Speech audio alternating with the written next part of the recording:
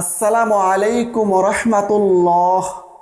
প্রিয় দর্শক, এই পবিত্র রমাদান মাসের দিনে অথবা রাতে যে কোনো সময় তাওবা ইস্তেগফারের ছোট্ট দোয়াটি অন্তত 70 বার পড়ুন।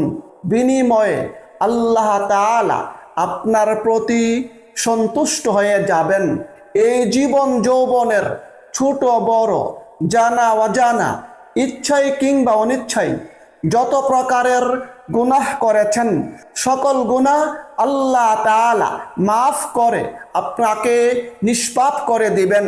যদি আপনি এই দোয়াটির আমল করেন, আল্লাহ তাআলা আপনার দুশ্চিন্তা, পেরেশানি, বিপদ মুসিবত দূর করে দিবেন। সেই সাথে আল্লাহ তাআলা গায়েবী রিজিক দান করবেন।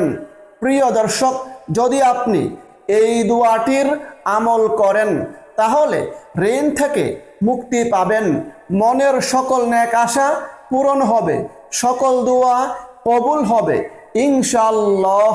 সুতরাং গুরুত্বপূর্ণ ভিডিওটি না টেনে সম্পূর্ণ দেখুন।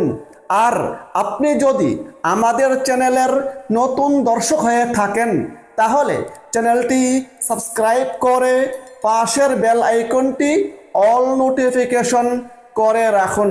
প্রিয় দর্শক, ইস্তেগফার খুবই দামি আমল, খুবই গুরুত্বপূর্ণ ফজিলতপূর্ণ আমল। ইস্তেগফারের আমলের মাধ্যমে আল্লাহ তাআলা বান্দার প্রতি সন্তুষ্ট হয়ে যান, বান্দার জীবনের সকল গুনাহ মাফ করে দেন। এ প্রসঙ্গে আল্লাহ তাআলা পবিত্র কুরআনে ওয়াদা করে বলেছেন, যে ব্যক্তি মন্দ কাজ করবে কিংবা নিজের প্রতি জুলুম করবে, তারপর আল্লাহর কাছে ইস্তেগফার করবে, ক্ষমা প্রার্থনা করবে, সে ব্যক্তি আল্লাহকে পাবে ক্ষমাশীল ও পরম দয়ালু। সুবহানাল্লাহ। পবিত্র কুরআনের অন্য স্থানে আল্লাহ তাআলা বলেন, হে আমার বান্দারা, তোমরা যারা নিজেদের প্রতি সীমাহীন জুলুম করেছ, অন্যায় করেছ, তোমরা আল্লাহর রহমত থেকে নিরাশ হইও না।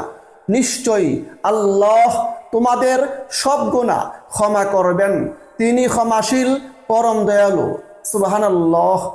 আল্লাহর রাসূল সাল্লাল্লাহু আলাইহি সাল্লাম বলেছেন, যে ব্যক্তি ইস্তেগফারকে নিজের জন্য আবশ্যক করে নেবে, অর্থাৎ নিয়মিত বেশি বেশি পরিমাণে ইস্তেগফারের আমল করবে, আল্লাহ তাআলা তার সকল দুশ্চিন্তা, পেরেশানি দূর করে দিবেন, তার সকল বিপদ আপদ দূর করে দিবেন। এবং বেশি বেশি পরিমাণে ইস্তেগফারের আমলের মাধ্যমে আল্লাহ তাআলা ইস্তেগফারের আমলকারীকে এমনভাবে গায়েবী উৎস থেকে রিজিক দান করবেন যা সে কল্পনাও করতে পারবে না। সুবহানাল্লাহ।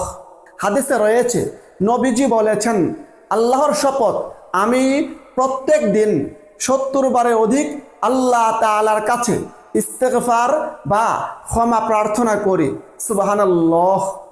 আজকের এই ভিডিওতে আমি আপনাদেরকে ইস্তেগফারের একটি দোয়া শিখিয়ে দিচ্ছি।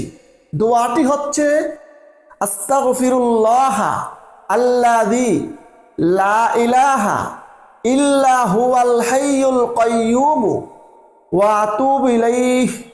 এই দোয়ার ফজিলত প্রসঙ্গে হাদিসে রয়েছে, প্রিয় নবী বলেছেন, যে ব্যক্তি এই দোয়ার মাধ্যমে আল্লাহ তাআলার কাছে ইস্তেগফার করবে, ক্ষমা প্রার্থনা করবে, আল্লাহ তাআলা তাকে ক্ষমা করে দিবেন, যদিও সে ব্যক্তি যুদ্ধক্ষেত্র থেকে পলায়নকারী হই।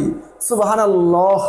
যারা খুবই দুশ্চিন্তায় আছেন, খুবই পেরেশানিতে আছেন, দুশ্চিন্তা পেরেশানি থেকে মুক্তি পেতে নবীজির শিখানো ছোট্ট একটি দোয়ার আমল করুন, ইনশাআল্লাহ দুশ্চিন্তা পেরেশানি দূর হয়ে যাবে।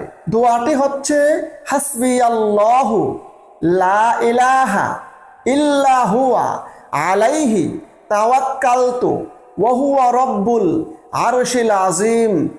হযরত আবু দারদা রাদিয়াল্লাহু আনহু থেকে বর্ণিত আছে, যে ব্যক্তি দুশ্চিন্তা পেরেশানির সময় সকাল সন্ধ্যায় এই দোয়াটি 7 বার করে পাঠ করবে আল্লাহ তাআলা তার দুশ্চিন্তা পেরেশানি দূর করে দিবেন। সুবহানাল্লাহ। যারা খুবই ঋণগ্রস্ত, ঋণে জর্জরিত, ঋণের কারণে কোনো কিছুই ভালো লাগে না, তারা ঋণ থেকে মুক্তি পেতে হাদিসের শিখানো এই দোয়াটির আমল করুন।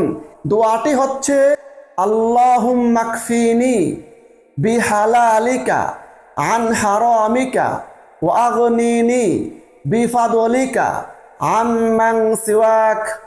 হাদিসে রয়েছে, যদি কোনো ব্যক্তি এই দুয়ার মাধ্যমে আল্লাহ তাআলার কাছে সাহায্য প্রার্থনা করে, আল্লাহ তাআলা তার ঋণ মুক্তির ব্যবস্থা করে দিবেন, যদিও তার ঋণ পাহাড় সম পরিমাণ হই। সুবহানাল্লাহ। হাদিসে নবীজি এমন একটি দুয়ার কথা জানিয়ে দিয়েছেন, যেই দুয়ার মাধ্যমে আল্লাহ তাআলার কাছে প্রার্থনা করলে আল্লাহ তাআলা দোয়া কবুল করেন, এবং সেই দোয়াটিকে হাদিসে ইসমে আজমের দোয়া বলা হয়েছে।